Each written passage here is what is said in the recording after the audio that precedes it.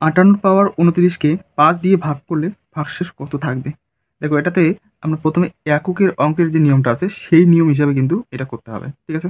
তো এখানে দেখো 58 আছে, 58 পাওয়ার আছে 29। তো 58 এর 8 আমরা শুধু ধরে নেব। 8 এর পাওয়ার 29। তো 8 এর হিসাবে কি হয়? 8 এর হিসাবে আমরা হিসাব করব যে পাওয়ার যেটা আছে সেটাকে 4 দিয়ে ভাগ করে যেটা অবশিষ্ট থাকবে সেটাই 8 এর পাওয়ারে লিখব। আর যদি অবশিষ্ট না থাকে যেই ক্ষেত্রে শূন্য হবে অবশিষ্ট, সেই ক্ষেত্রে আমরা কিন্তু 4 এ হিসাব করব। ঠিক আছে? তো এই ক্ষেত্রে দেখো 4 7 28 আর 1 29, তাহলে 8 এর পর হবে 1। তার মানে এককের অঙ্ক হচ্ছে 8। এবার এককের অঙ্ক যদি 8 হয়, সেই সংখ্যাকে যদি আমরা 5 দিয়ে ভাগ করি, তাহলে অবশ্যই সেই ভাগশেষ থাকবে 3। কেননা তোমরা যদি 8 হিসাব করে 8কে ভাগ করবে, দেখে 5 একে 5 পড়ে থাকবে 3, অবশিষ্ট 3। যদি 18 হিসাব করো 3 5 15 পড়ে থাকবে 3।